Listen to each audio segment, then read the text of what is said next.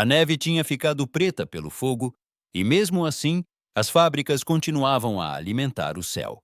É tentador imaginar os aviões como heróis solitários, pássaros prateados com nomes e tripulações.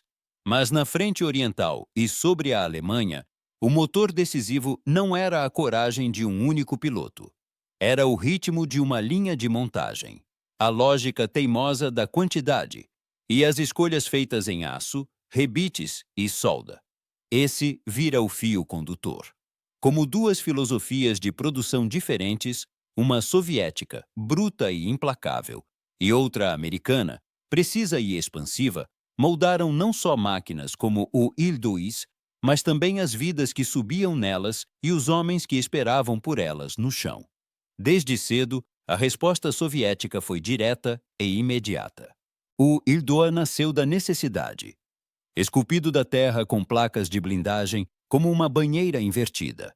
Um tanque voador feito para voar baixo, absorver tiros e dar justiça explosiva a tanques e tropas. Dava para sentir o projeto nas mãos do operário que dobrava a blindagem. Não no esteta que talhava linhas para a velocidade. Suas linhas de produção corriam como um forno de guerra. Fábricas eram movidas para o leste. Peças eram improvisadas. Mulheres e aprendizes adolescentes faziam fuselagens em números impressionantes. O Il-2 virou onipresente não por elegância, mas porque podia ser feito. Equipado com um único motor refrigerado a ar. Um casco blindado que simplificava a montagem. E voltava para a frente todo dia, às vezes a cada hora. Os homens que subiam para a cabine viviam num mundo de blindagem batendo, barulho ensurdecedor de hélice e cheiro de óleo quente. Muitos acreditavam que seu avião era o escudo e a sentença ao mesmo tempo. Do outro lado do oceano, as fábricas americanas contavam outra história. O B-17, Fortaleza Voadora, e o B-24, Libertador, eram fruto de uma coreografia industrial em escala continental. Subcontratadas abasteciam as fábricas principais, gabaritos e dispositivos padronizados. Treinamento em massa de tripulações para repor perdas. A produção americana valorizava não só volume, mas refinamento tecnológico. Motores mais potentes, alcances maiores, sistemas de oxigênio melhores. E a adição lenta e cara de blindagem e redundância onde importava. Onde a oficina soviética simplificava para ganhar tempo, as linhas americanas multiplicavam a complexidade para ampliar a capacidade. Baias de bombas ajustadas para cargas enormes, equipamento de navegação para voos noturnos e controle de cada máquina como parte de uma doutrina estratégica mais ampla, que via as aeronaves como sistemas de entrega de destruição em escala industrial. A tensão entre essas filosofias apertou nos verões sufocados por cinzas das campanhas de bombardeio e nas ofensivas cobertas de lama na frente oriental. Pilotos de Il-2 voavam baixo, muitas vezes colados ao solo, a ponto de sentir gosto de terra na esteira de ar, porque seus aviões foram feitos para viver disso. Metralhar colunas, destruir transportes, romper os centros nervosos do campo de batalha. Seus pilotos se sentiam ao mesmo tempo invulneráveis e expostos. Protegidos pela blindagem, mas vulneráveis nos números. Pois a doutrina soviética esperava perdas e as aceitava como o preço de encostar no inimigo.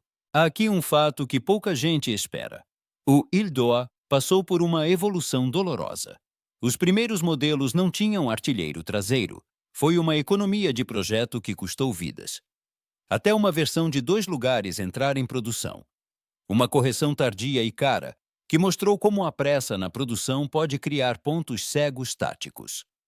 Enquanto isso, tripulações de bombardeiros americanos voavam alto sobre campos de fogo antiaéreo e patrulhas de caças, levadas por máquinas feitas para mantê-los vivos tempo suficiente para soltar as cargas e voltar.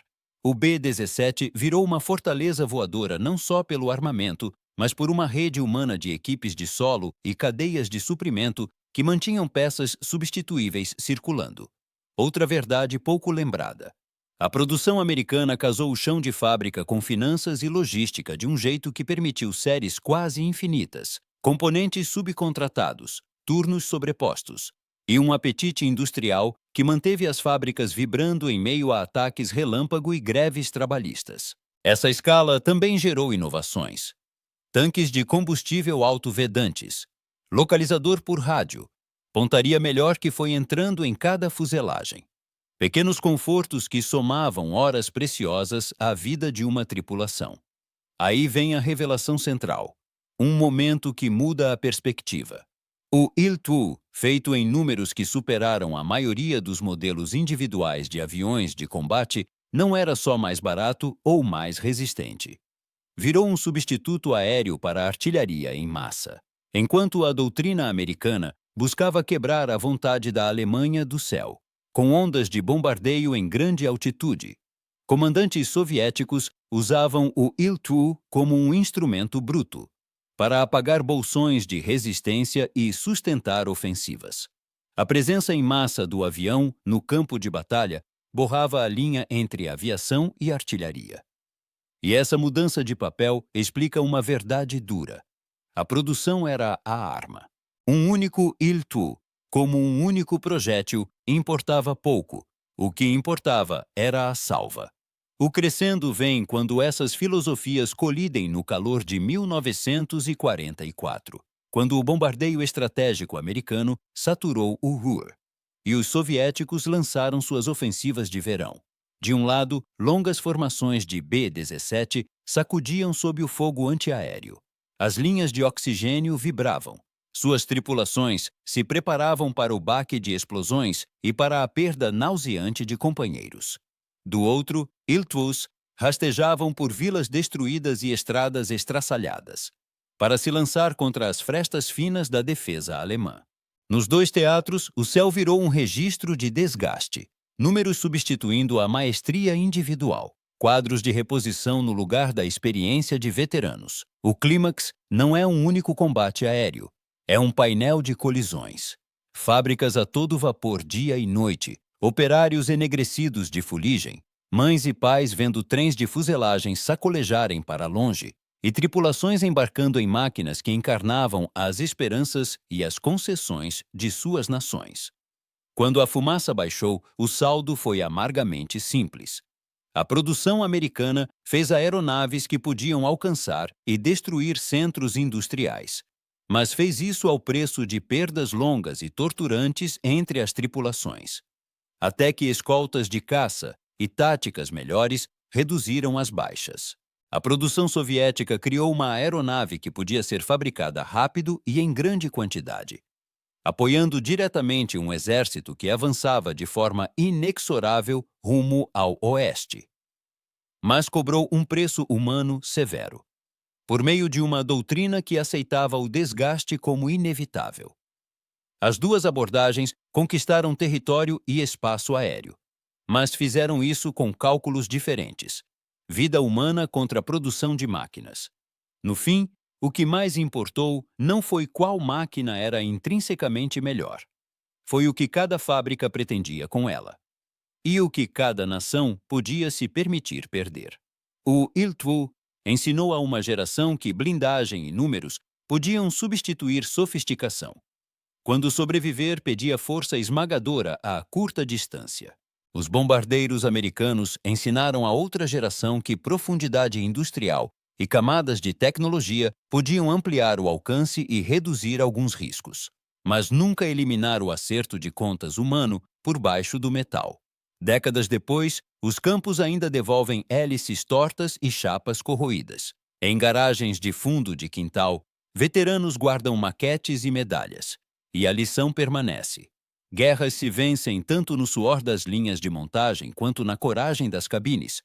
E o jeito como uma nação constrói seus aviões diz, talvez melhor que qualquer doutrina, como ela mede uma vida humana diante do cálculo da vitória. Se você curtiu, dá o like e se inscreve.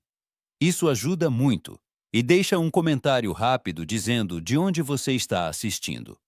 Dos Estados Unidos, do Reino Unido, do Canadá, da Austrália ou de qualquer outro lugar do mundo. Sua resposta ajuda este vídeo a alcançar mais pessoas como você.